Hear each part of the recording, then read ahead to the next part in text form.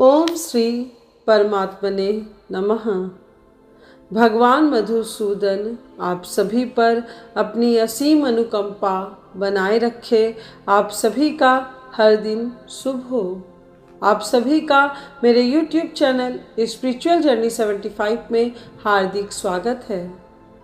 आज के वीडियो में आप सुनेंगे पद्म पुराण के उत्तरखंड के विषय 202 को, जिसमें वेत्रवती और साबरमती अर्थात साबरमती नदी के महात्म्य का वर्णन किया गया है।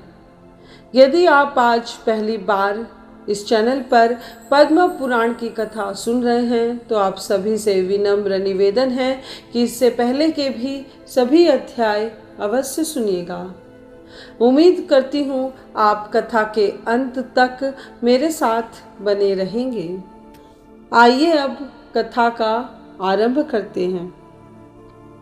श्री महादेव जी कहते हैं, सुंदरी, अब मैं वेत्रवती अर्थात बेतवा नदी के महात्म्य का वर्णन करता हूँ। वहाँ स्नान करने से मनुष्य की मुक्ति हो जाती है। पूर्व काल में वृत्रासुर ने एक बहुत ही गहरा कुआं खुदवाया था, जिसका नाम महागंभीर था। उसी से यह दिव्य नदी प्रकट हुई है।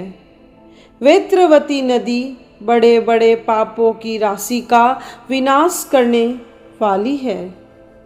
गंगा जी के समान ही इस श्रेष्ठ नदी का भी महात्म्य है। इसके दर्शन करने मात्र से पाप राशि शांत हो जाती है। पहले की बात है, चंपक नगर में एक राजा राज्य करता था। वह बड़ा ही दुष्ट और प्रजा को पीड़ा देने वाला था। वह नीच अधर्म का मूर्तिमान स्वरूप था। निरंतर भगवान विष्णु की निंदा करता, देवताओं और ब्राह्मणों की घात में लगा रहता तथा आश्रमों को कलंकित किया करता था। वह मूर्ख, वेदों की निंदा में ही प्रवृत्त रहने वाला, निर्दयी, सठ, असत्य शास्त्रों में अनुराग रखने वाला और पराई स्त्रियों को दूषित करने वाला था। उसका नाम था विदारुण। वह अत्यंत पापी था। महान पाप और ब्राह्मणों की निंदा करने के कारण राजा विदारुण कोढ़ी हो गया। एक दिन देव योग से वह शिकार खेलता हुआ उस नदी के किनारे आ निकला। उस समय उसे बड़े जोर की प्यास सता रही थी। घोड़े से उतरकर उसने नदी का जल पिया और पुनः अपनी राजधानी को लौट गया। उस जल के पीने मात्र से राजा की कोढ़ दूर हो गई और बुद्धि में भी निर्मलता आ गई। तब से उसके हृदय में भगवान विष्णु के प्रति भक्ति उत्पन्न हो गई। अब वह सदा ही समय समय पर वहाँ आकर स्नान करने लगा। इससे वह अत्यंत रूपवान और निर्मल हो गया। इस लोक में सुख भोगते हुए उसने अनेकों यज्ञ किए, ब्राह्मणों को दक्षिणा दी तथा अंत में श्री विष्णु के वैकुंठ धाम को प्राप्त किया। पार्वती, ऐसा जानकर जो ब्राह्मण, क्षत्रिय, वैश्य अथवा शूद्र वेत्रवती नदी में स्नान करते हैं, वे पाप बंधन से मुक्त हो जाते हैं। कार्तिक, माघ अथवा वैशाख में जो लोग बारंबार वहाँ स्नान करते हैं, वे भी कर्मों के बंधन से छुटकारा पा जाते हैं।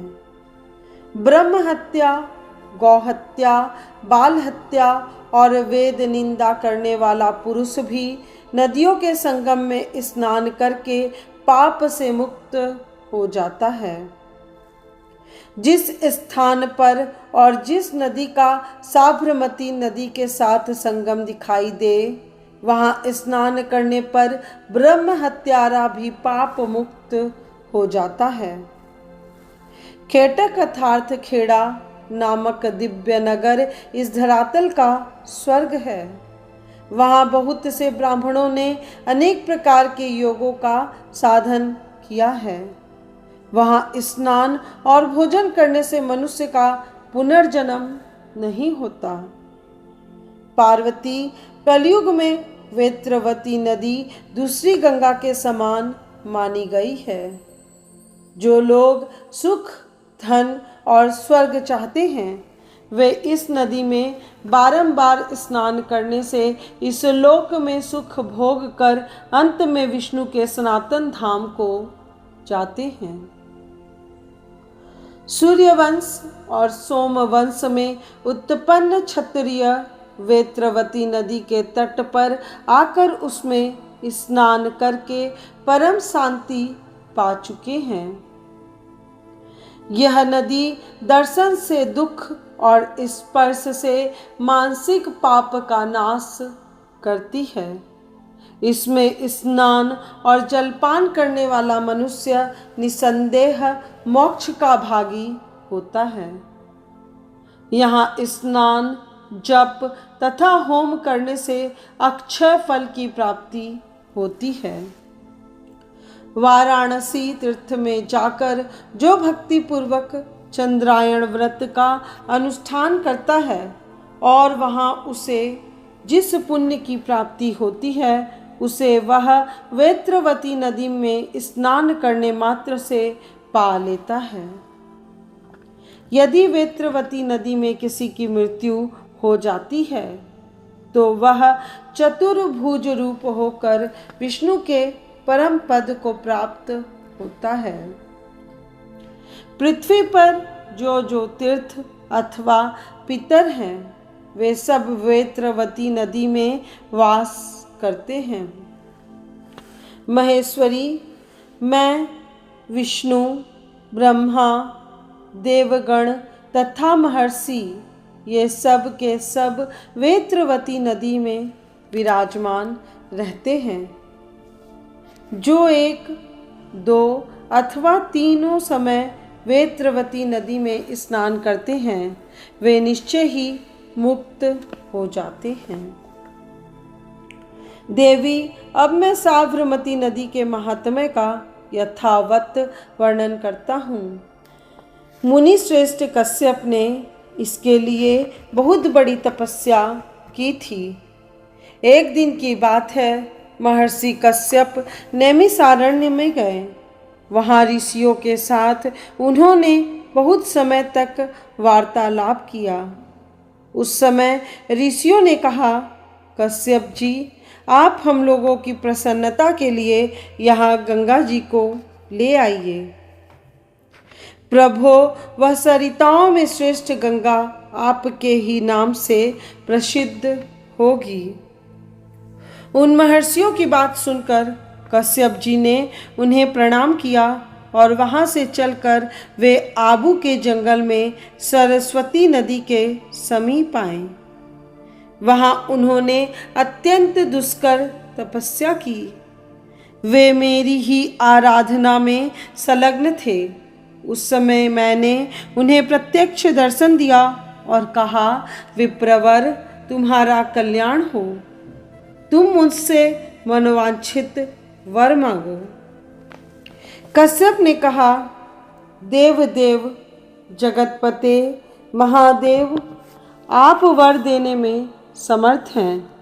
आपके मस्तक पर जो ये परम पवित्र पापहारिणी गंगा स्थित है, इन्हें विशेष कृपा करके मुझे दीजिए। आपको नमस्कार है। पार्वती, उस समय मैंने महर्षि कश्यप से कहा, द्विजश्रेष्ठ, लो अपना वर। यों कहकर मैंने अपने मस्तक से एक जटा उखाड़ कर उसी के साथ उन्हें गंगा को दिया। श्री गंगा जी को लेकर द्विजश्रेष्ठ कश्यप बड़ी प्रसन्नता के साथ अपने स्थान को चले गए।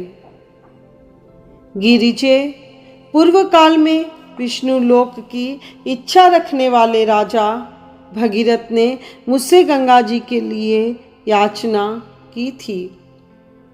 उस समय उन्हें भी मैंने गंगा को समर्पित किया था। तत्पश्चात पुनः ऋषियों के कहने से कश्यप जी को गंगा प्रदान की।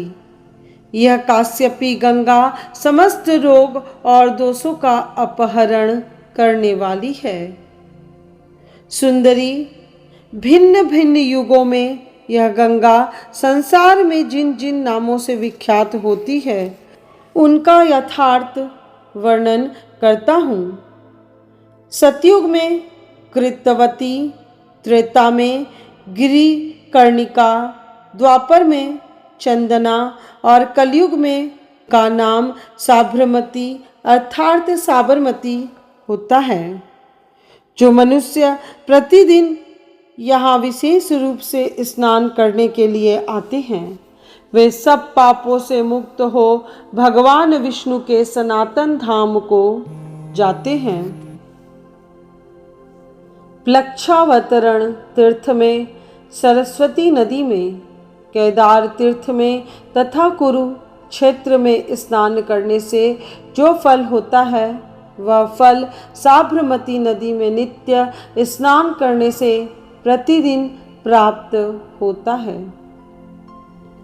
माघ मास आने पर प्रयाग तीर्थ में प्रातः स्नान करने से जो फल होता है, कार्तिक की पूर्णिमा को कृतिका का योग आने पर श्रीशैल में भगवान माधव के समक्ष जिस फल की प्राप्ति होती है वह साबरमती नदी में डुबकी लगाने मात्र से प्राप्त हो जाता है।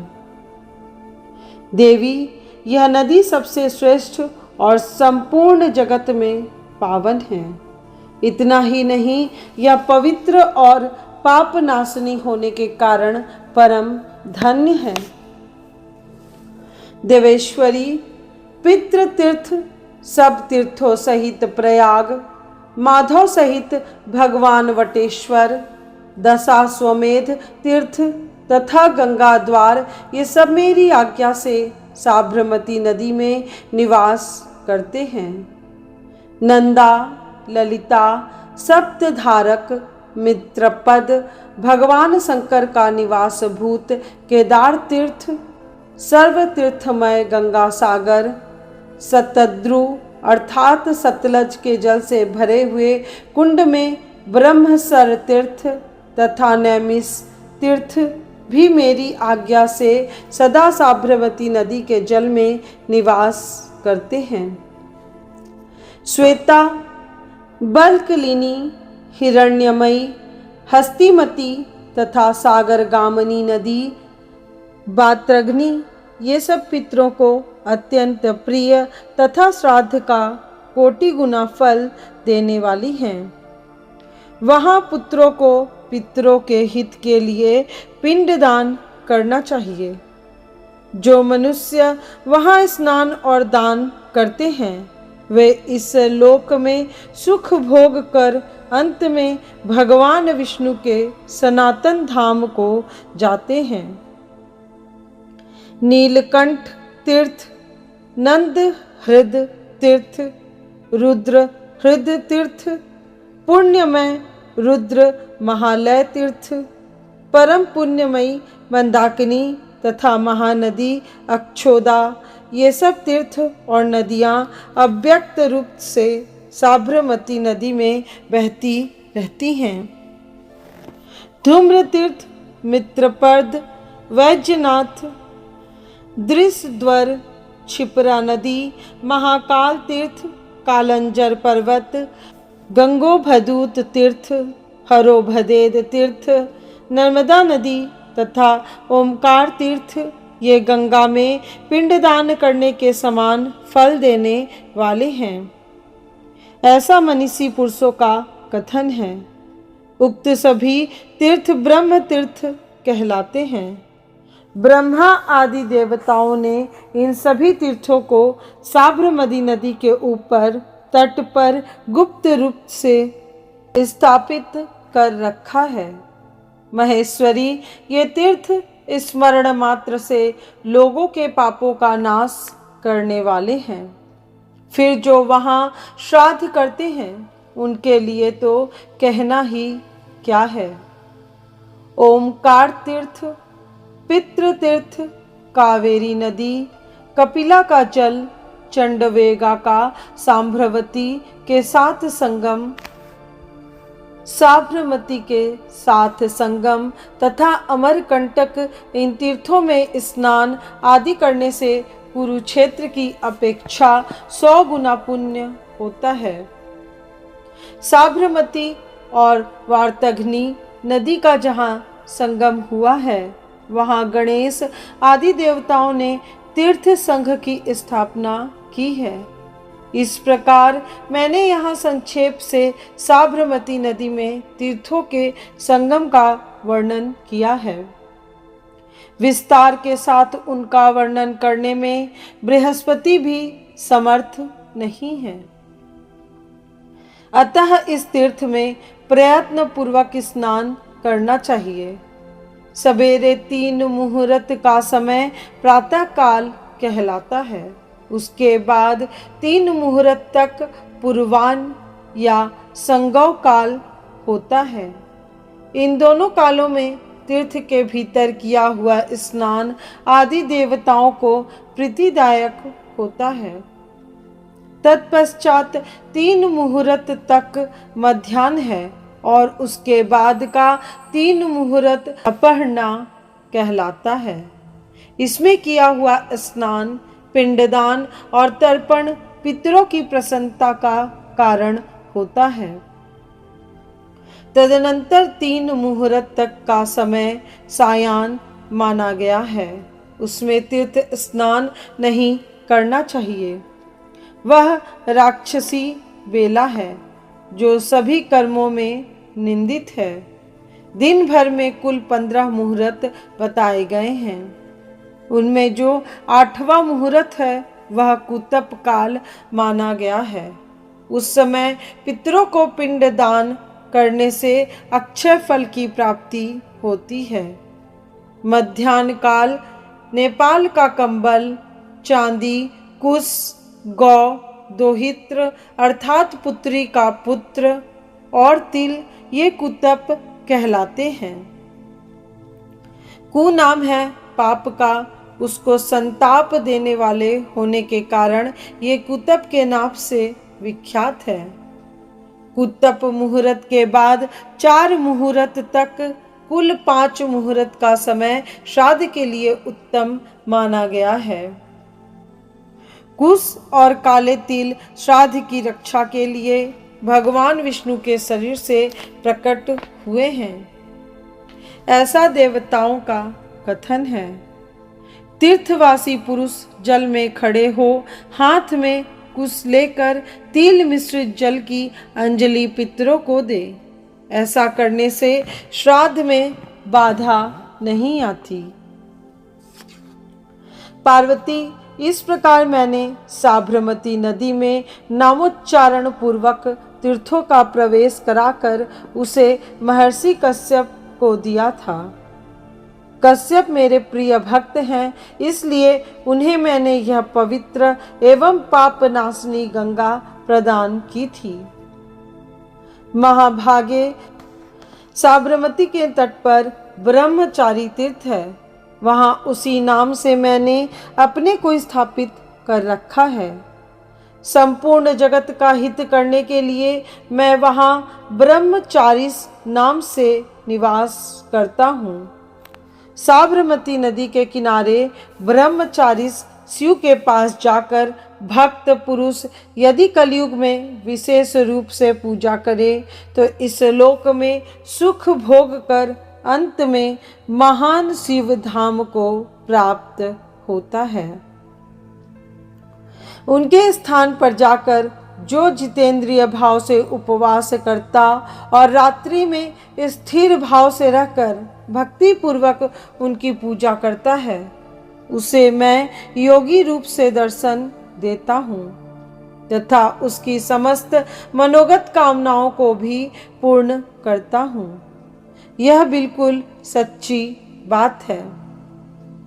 पार्वती, वहाँ मेरा कोई लिंग नहीं है, मेरा स्थान मात्र है। जो विद्वान वहाँ फूल, धूप तथा नाना प्रकार के नैवेद्य अर्पण करता है, उसे निश्चय ही सब कुछ प्राप्त होता है। जो मेरे स्थान पर आकर बिल्व पत्र, पुष्प तथा चंदन आदि से मेरी पूजा करते हैं, उन्हें मैं सब कुछ देता हूँ। दर्शन से रोग नष्ट होता है, पूजा करने से आयु प्राप्त होती है तथा वहाँ स्नान करने से मनुष्य निश्चय ही मोक्ष का भागी होता है। सुंदरी, अब मैं राजखड़ग नामक परम अद्भुत तीर्थ का वर्णन करता हूँ, जो साबरमती नदी के तीर्थों में विशेष विख्यात है। सूर्यवंश में उत्पन्न एक वैकर्तन नामक राजा था, जो दुराचारी, पापात्मा, ब्राह्मण निंदक, गुरुद्रोही, सदा असंतुष्ट रहने वाला, समस्त कर्मों की निंदा करने वाला, सदा पराई स्त्रियों में प्रीति रखने वाला और निरंतर श्री विष्णु की निंदा करने वाला था। वह बहुत से प्राणियों का घातक था और अपनी प्रजा को सदा पीड़ा दिया करता था। इस प्रकार दुष्टात्मा राजा वैकर्तन इस पृथ्वी पर राज्य करता था। कुछ काल के पश्चात देव योग से अपने पाप के कारण वह कोढ़ी हो गया। अपने शरीर की दुर्दशा देखकर वह बार बार सोचने लगा, अब क्या करना चाहिए। वह निरंतर इसी चिंता में डूबा रहता था। एक दिन देव योग से प्रेरणा के लिए राजा वन में गया। वहां साबरमती नदी के तीर पर जाकर खड़ा हुआ। फिर उसने वहां स्नान किया और वहां का उत्तम जल पिया।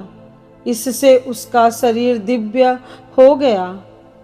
पार्वती, जैसे सोने की प्रतिमा दीप्यमान दिखाई देती है, उसी प्रकार राजा वैकर्तन भी परम कांतिमान हो गया। उस दिव्य रूप को पाकर राजा ने कुछ काल तक राज्य भोग किया। इसके बाद वह परम पद को प्राप्त हुआ। तब से वह तीर्थ राजखड़ग के नाम से सुप्रसिद्ध हो गया। जो लोग वहाँ स्नान और दान करते हैं, वे इस लोक में सुख भोग कर भगवान विष्णु के सनातन धाम को प्राप्त होते हैं। उन्हें कभी रोग और शोक नहीं होता। जो प्रतिदिन राजखड़ग तीर्थ में स्नान और श्रद्धा पूर्वक पितरों का तर्पण करते हैं, वे मनुष्य इस पृथ्वी पर पुण्य कर्मा कहलाते हैं। ब्राह्मणों और बालकों की हत्या करने वाले पुरुष भी यदि यहाँ स्नान करते हैं, तो वे पापों से रहित हो भगवान शिव के समीप जाते हैं। जो मनुष्य साबरमती नदी के तट पर नील वृक्ष का उत्सर्ग करेंगे, उनके पितर प्रलय काल तक तृप्त रहेंगे। राजखड़ग तीर्थ का यह दिव्य उपाख्यान जो सुनते हैं, उन्हें कभी भय नहीं प्राप्त होता। इसके सुनने और पढ़ने से समस्त रोग दोष शांत हो जाते हैं। आज की यह कथा यहीं पूर्ण हुई। यदि आज का वीडियो आपको पसंद आया हो तो वीडियो को लाइक करें और सभी सगे संबंधियों और रिश्तेदारों को शेयर करें, जिससे वे भी इन ब्रह्म ज्ञान युक्त दिव्य कथाओं को सुनकर पुण्य लाभ उठा पाएं। इस चैनल के अगले वीडियो में आप अवश्य सुनिए पद्म पुराण के उत्तरखंड के विषय 203 को, जिसमें साबरमती नदी के अवान्तर तीर्थों का वर्णन किया गया है।